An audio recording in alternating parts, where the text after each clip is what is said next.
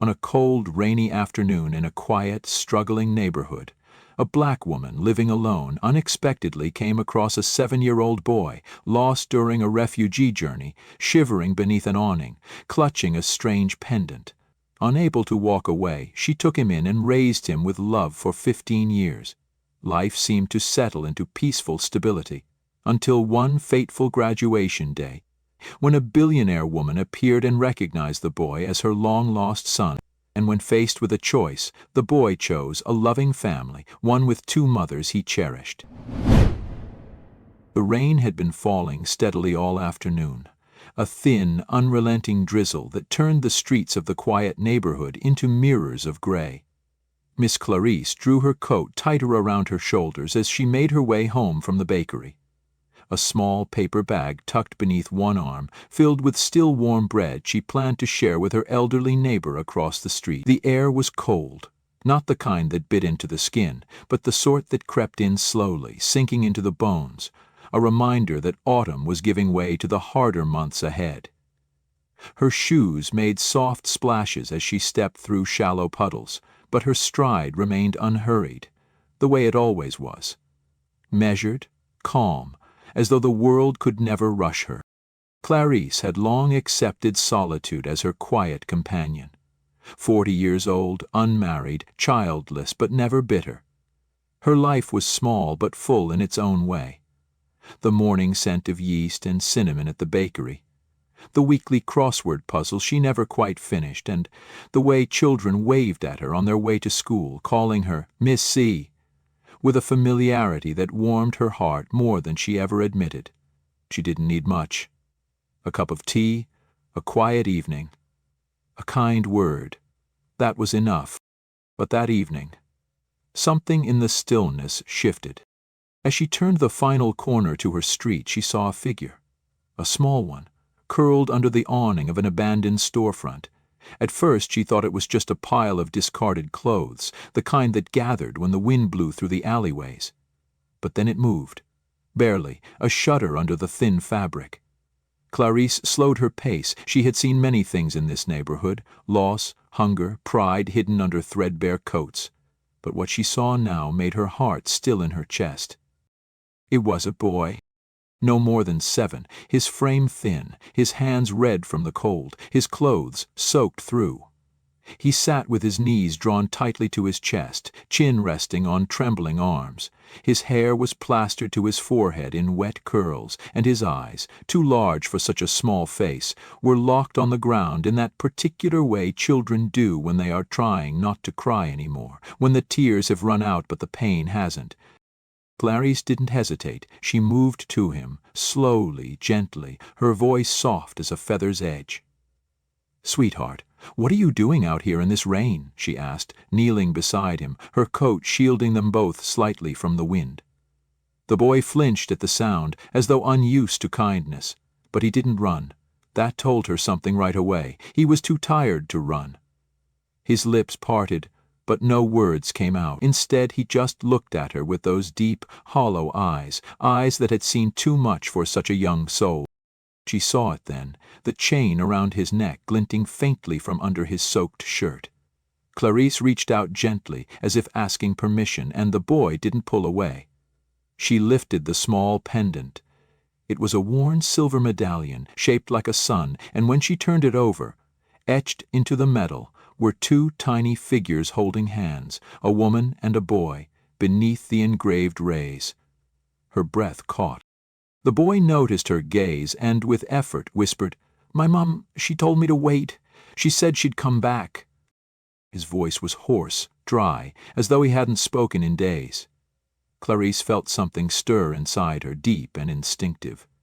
A sorrow, yes, but more than that, a call.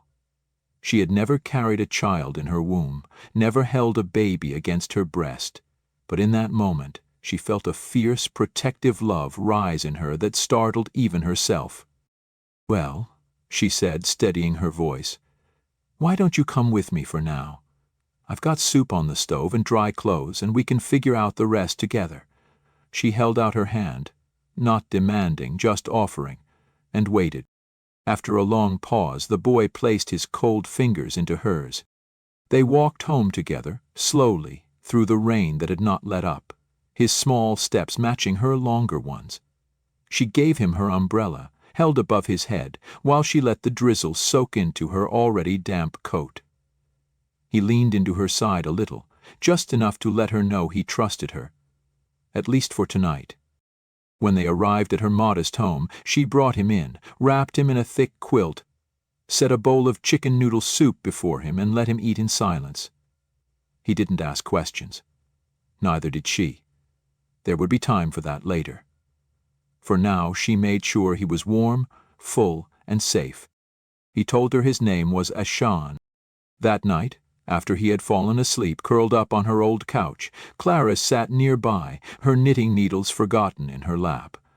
She watched the rise and fall of his breathing, listened to the faint sound of rain tapping on the windows, and wondered what kind of woman had sent her son out into this world with only a promise and a pendant. She thought of that sun-shaped medallion and what it meant. Hope, maybe, or a silent prayer etched in silver. Clarice had no way of knowing where Ashan's mother was or whether she would ever come back, but she knew this: no child deserved to wait alone in the rain, not tonight, not ever. And in the quiet of that stormy evening, in a house that had once been silent and still, a warmth began to grow. Faint, yes, but real. A boy without a home, a woman without a child, and a heart willing to love without condition.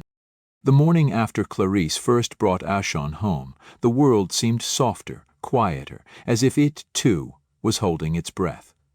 The rain had lifted, leaving behind puddles that mirrored the pale autumn sky. From the kitchen window, she watched Ashan stir beneath the worn patchwork quilt on her old couch, his face no longer drawn with fear, but touched by the peaceful exhaustion only a child could possess. She brewed a fresh pot of tea, cracked eggs into a pan, and moved around her modest kitchen with practiced ease, though her heart beat with an unfamiliar flutter, an awareness that something had changed in her house and in herself. Clarice had no intention of letting the boy stay forever, not out of reluctance, but because she believed, truly, that his mother was somewhere out there looking for him. She would help, of course she would, but only until the woman came back to claim him. That very afternoon she made calls, first to the police, then to the Red Cross, then to a refugee outreach center she remembered from a flyer posted on the library's corkboard. She reported his name, his description, the detail of the silver sun-shaped pendant, and even offered to bring him in to speak with someone trained in cases like this. Ashan, still hesitant, clutched his necklace and nodded slowly. He wanted to find his mother, that much was clear. They visited a small local shelter where a gentle-eyed woman asked Ashan a few questions, his voice barely above a whisper. She jotted down notes, gave Clarice a slip of paper with a case number, and promised to notify other agencies. Days passed, then weeks. Clarice followed every lead that came her way, each phone call, each tip, each face she thought might trigger a reaction in the boy. But nothing ever panned out. She even agreed to have Ashan's face shown on the local evening news, hoping someone watching would recognize him. The news anchor had a kind tone, and Clarice made Ashan stand tall, his hair combed, his best shirt ironed. But the phone never rang. No letters came. No footsteps echoed on her porch with a voice crying his name.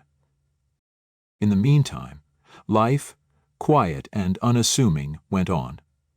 Clarice made room in her home in ways that mattered.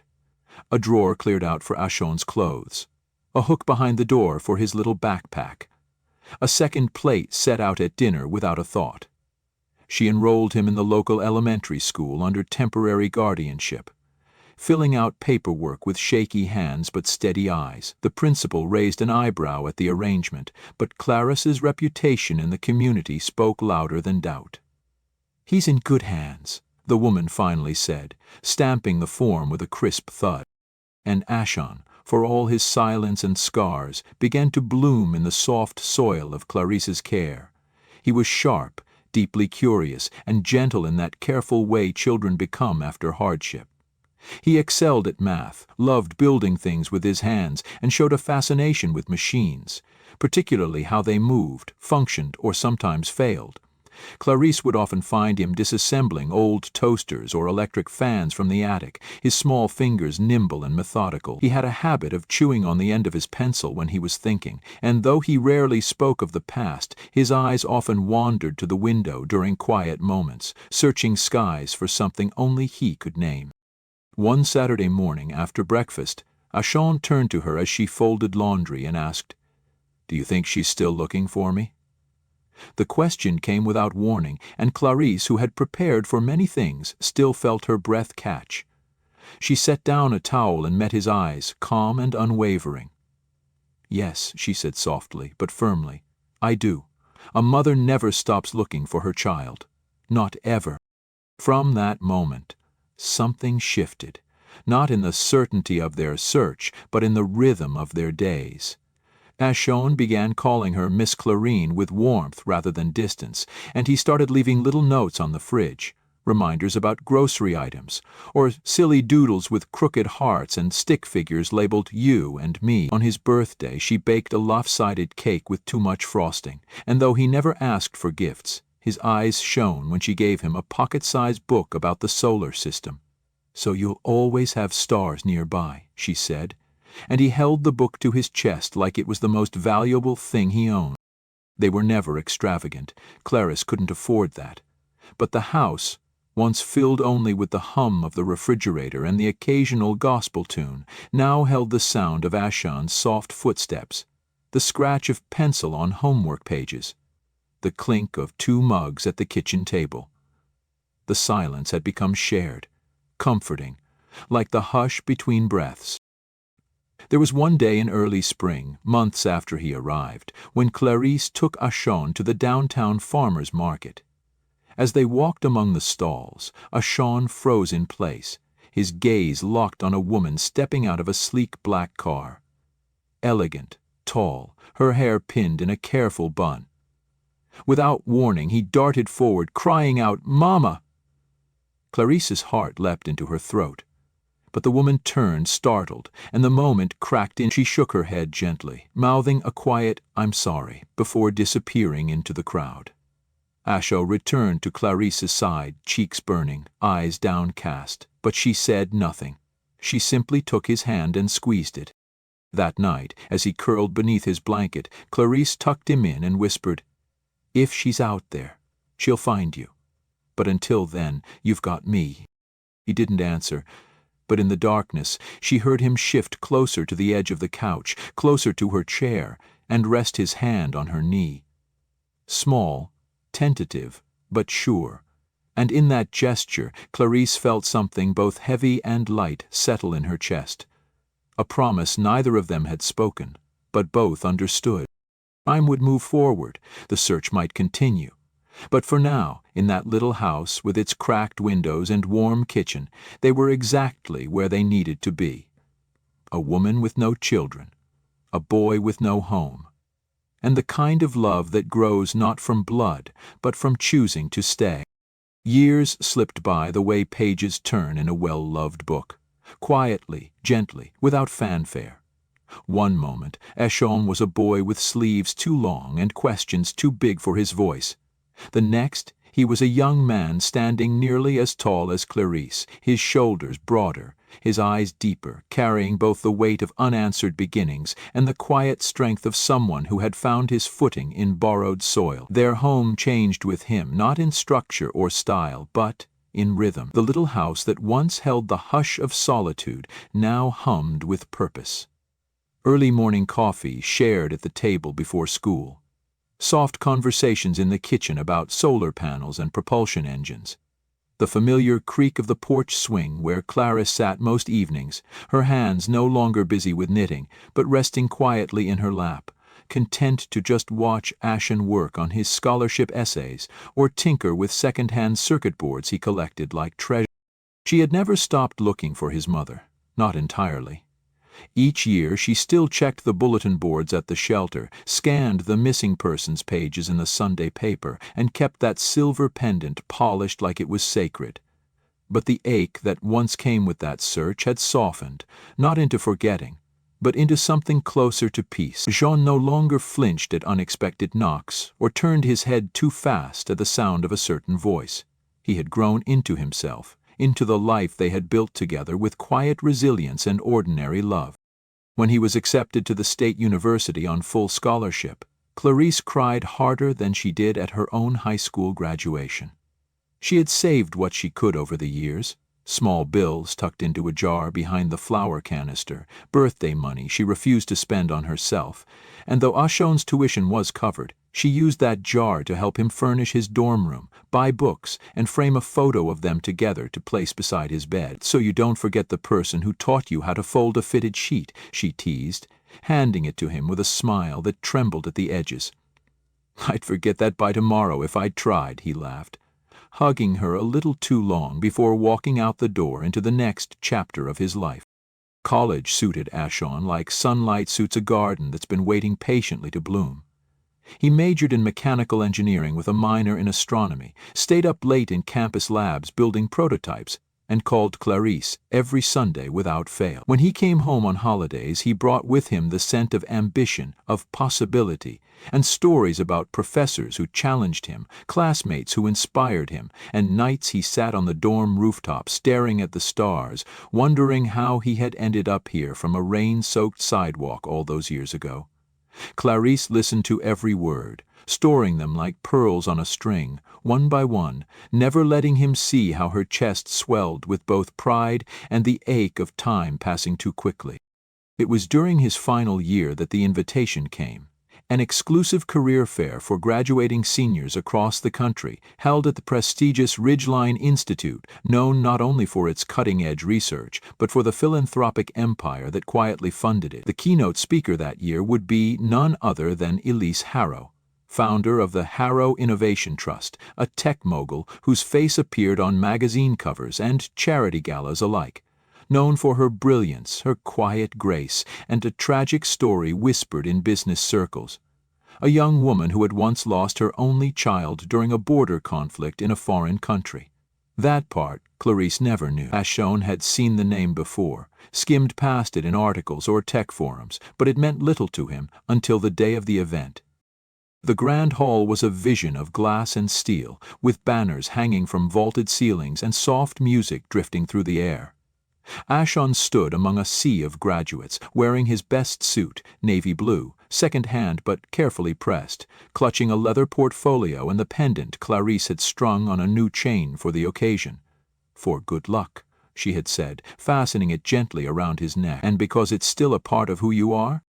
He didn't expect the woman to notice him. She was surrounded by assistants, escorted with the formality reserved for those who had shaped industries. But as Elise Harrow passed down the line of students, her gaze locked on Ashon and didn't move. Something flickered in her eyes, recognition, disbelief, and then something deeper, rawer, as if the very air between them had dropped away. She stepped closer, slowly, as if afraid he might vanish. "Where did you get that?" she asked, her voice barely above a whisper, eyes fixed on the pendant that lay against his chest. Ashon touched it instinctively, then answered simply, "My mother gave it to me. Before we were separated, a long time ago." Her hands trembled. She reached into her coat pocket and pulled out a small silver chain, its sun-shaped charm identical down to the fine etching of a woman and child beneath radiant beams. Ashon stared at it, then at her. Her breath caught. "Ashon," she said, barely able to form the word. "My son, my boy." The moment fractured, not with noise, but with the weight of too much time lost. Around them the crowd faded. He stood frozen, unsure, the earth shifting beneath him. And then he saw her eyes. Those same eyes he sometimes saw in the mirror. The same shape. The same quiet sadness. And somehow, without explanation, he knew. Clarice, who had waited outside the hall, watching through the window, saw it too. The way his hand reached out, slowly, hesitantly, and how Elise took it in both of hers and held it to her chest, as if she had been holding her breath for 15 years. She didn't cry. Neither did he. But something passed between them. Recognition, relief, an echo of the love that had once been separated by oceans now standing together in a room full of futures. And Clarisse, from the other side of the glass, placed her hand gently over her heart. She had not raised him to keep him. She had raised him to be found. That evening, long after the applause had faded and the last of the name tags were discarded on carpeted floors, Clarisse sat alone at the edge of her bed, her fingers resting on the armrest like they had nowhere else to go. The television played softly in the background, some documentary about distant galaxies, but her eyes didn't register the stars or the scientists explaining them. Her thoughts were elsewhere, reaching back through the years, tracing every moment that led to this one, trying to steady her breathing through a storm of gratitude and grief. She had seen it unfold from the lobby window, her hands pressed lightly to the glass as Elise Haro, the woman she had once glimpsed in a crowd years ago at a farmer's market, never knowing, never guessing, stepped forward and called Ashon by name, her voice breaking like glass held too tightly. Clarisse hadn't moved, hadn't made a sound, because there was no place for interruption in that sacred reunion. She simply watched, her heart tightening with every second, until Ashon was no longer a boy standing alone, but a son who had been found. He hadn't come back to the hotel room with her. He had gone with Elise, of course he had. There had been an invitation, spoken gently in the hall while she stood at a distance, pretending not to listen. The kind of offer that came wrapped in both love and inevitability. Elise had a life Ashon had been born into, a world of opportunity, security, and perhaps even answers to questions he had buried for so long he no longer dared to ask them. Clarisse didn't fault him. She had never believed he belonged to her, not in the way the world defined ownership, not in the legal sense or by blood. She had only been his bridge, his safe harbor until the tide shifted. But oh, how she loved him. More than she had thought herself capable of, more than she had prepared for. Loving him had been easy, letting him go would be the hard part. The next morning she moved through her kitchen like a ghost, making tea she didn't drink, setting 2 places at the table out of habit before quietly putting 1 plate away. The house felt different, not empty exactly, but paused, like a breath held too long. She told herself not to hope for anything. Ashon would need time to learn about his mother, to live in the space he had once lost, to reconcile who he had been with who he might now become. Elise, after all, wasn't a stranger. She was the origin of his story, the woman whose name had once been just a dream and was now flesh and voice and memory returned. Clarisse didn't begrudge her that. But in the soft ache of morning light, she allowed herself 1 quiet tear, slipping down her cheek and landing on the sleeve of the same sweater she had worn the night Ashon first arrived, soaking wet and silent, clutching a necklace and a name too heavy to carry alone. When the knock came, she wasn't expecting anyone. The sound startled her from a doze in the armchair by the window, and she stood slowly, smoothing the front of her dress with hands that had forgotten what to do with sudden hope. She opened the door, and there they were, Ashon and Elise, side by side on the porch, sunlight catching the edge of their shadows. Ashon stepped forward first, no hesitation, no confusion in his eyes. He reached for her hand, held it in both of his, warm and certain, and said in a voice that was steady but thick with something unspoken, "I needed a few days. I didn't want to come back until I knew what I wanted to say. I'm not choosing. Because I don't have to choose. I have 2 mothers, and I can't be without either of you." Clarisse looked at him, heart pounding, her words caught somewhere between her ribs. Ashon turned to Elise, who gave a small nod and stepped forward with a quiet grace that came not from wealth, but from humility. She reached into her bag and pulled out an envelope. Not a legal document, not papers or terms, but a handwritten note and a photograph. The note read simply, "Thank you for loving my son when I could not, for raising him into the man I am only just beginning to know." Then Elise looked at Clarisse, her voice low and honest, stripped of all the polish the world expected from women in her position. "I can never undo the years we lost. but I would be honored if you would come live with us. In my home. With him. With me. You don't have to say yes now. I just wanted you to know. The door is open. It will always be open." Clarice's breath shook, her hand tightening around Ashon's. But before she could answer, Ashon leaned in and whispered, "Mama, I want you there. Not just for a visit. I want my room to smell like your cornbread. I want to come home to both of you."